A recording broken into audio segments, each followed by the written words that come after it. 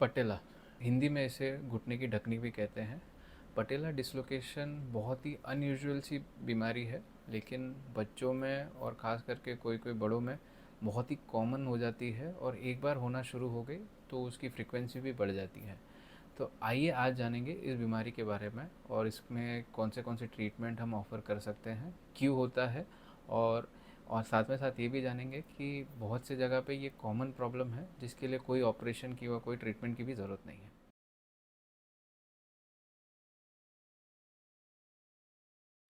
पटेला dislocation usually जब भी होता है उसको हमेशा लैटरल साइड ही डिसलोकेट होता है। मतलब अगर ये बाहर की बाजू है आपके और ये अंदर की बाजू, तो it will always dislocate on the outer side. तो ये सरकने के बहुत से कारण हो सकते हैं। कभी कभी फ्रैक्चर या फिर जो वो इंजरी में डिसलोकेट हो जाता है, रोड ट्रैफिक एक्सीडेंट में होता है। कभी कभी स्पोर्ट्स खेलते वक्त भी हो सकता है। डिसलोकेशन के कारण जब आपके इनर साइड की जो लिगामेंट होती है, जिसे हम MPFL कहते हैं, अगर पटेला ये सेंटर में है तो इसका दो कारण है। दोनों जगह पे बैंड्स होते हैं जो पटेला को सेंटर में रखता है। अगर वो एक बाजू सरक रहा है तो ऑब्वियसली यहाँ की जो लिगामेंट है वो टूट गई है, और इसलिए इसी कारण से सरक सकता है। बहुत से पेशेंट्स में ये बिना कारण के भी सरक जाता है, और बहुत ही ईजीली सरक जाता है। मतलब जैसे अगर वो खड़े हैं और टर्न करने गए, उस टाइम पे भी डिसलोकेट हो सकता है। ऐसे केसेस में जो कारण होती है और नेचुरल लैक्सिटी। तो अगर कोई पेशेंट की बॉडी हाइपर लैक्स है, मतलब उनकी बॉडी थोड़ी इलास्टिक जैसी है, इसमें लिगामेंट अपने आप स्ट्रेच हो जाता है, उसको इतना फोर्स भी नहीं लगता, और उस कारण से वो डिसलोकेट हो जाता है। और एक बार जब डिसलोकेट हो गया तो हम रीलोकेट तो कर सकते हैं। तो फर्स्ट टाइम यूजुअली जब डिसलोकेट होते हैं तो उसमें हम सर्जरी की ज़रूरत नहीं पड़ती।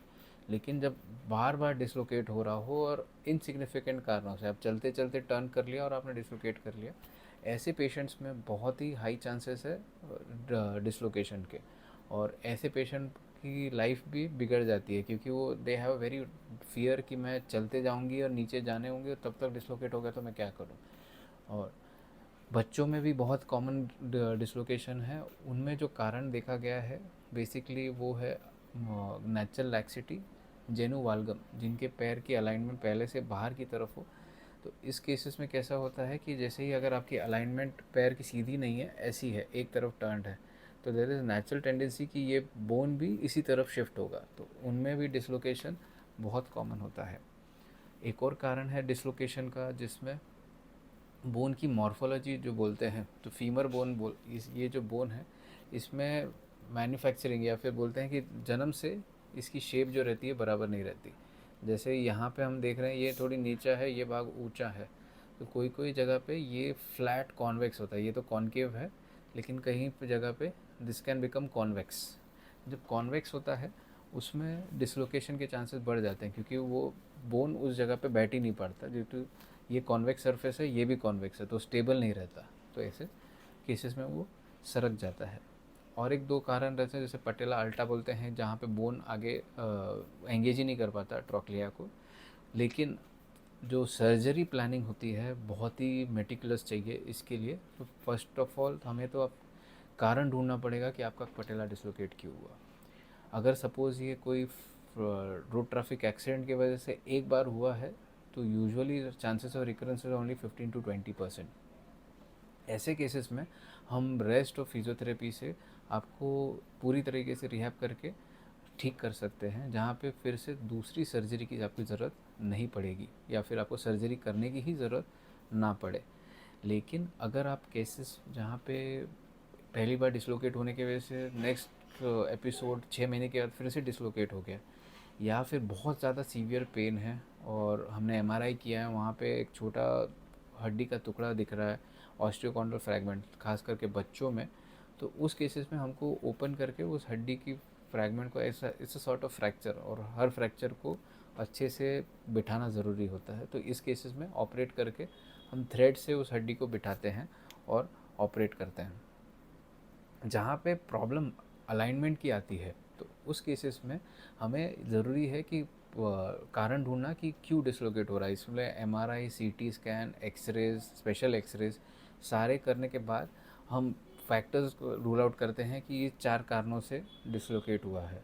तो जब तक हम चारों कारणों को एड्रेस नहीं करेंगे तो चांसेस है फिर से ये सर डिसलोकेट करना है। तो अगर हम सिर्फ एक ही कारण को देखते हैं, सिर्फ MPFL रिपेयर ही करते हैं, तो देर आर चांसेस कि वो फिर से डिसलोकेट होगा। और this that is the reason ये सर्जरीज करने के बाद भी बहुत से लोगों के सर्जरीज फेल होती हैं।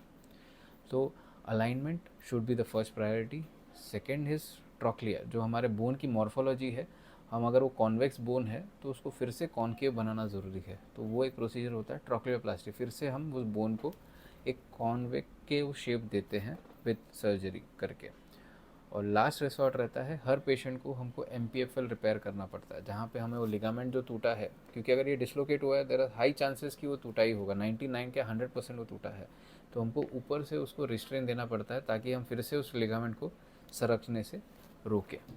तो ये चारों कारण जब तक हम एड्रेस नहीं करेंगे तो these surgeries tend to fail. सिर्फ नेचुरल लैक्सिटी के केसेस में और जहाँ पे हैबिचुअल डिसलोकेशन ऑफ पटेला रहता है वहाँ पे हम सर्जरी यूजुअली ऑफर नहीं करते, क्योंकि दिस इज़ नेचुरल लैक्सिटी और शायद करने के बाद फिर से डिसलोकेट हो।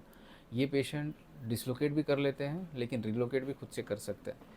तो ऐसे पेशेंट्स में हम कोई भी तरह की सर्जरी ऑफ़र नहीं करते, उनको से हम काउंसलिंग और थोड़े एक्सरसाइजेस सिखा के बता सकते हैं कि ये नहीं करेंगे तो बेटर है सर्जरी।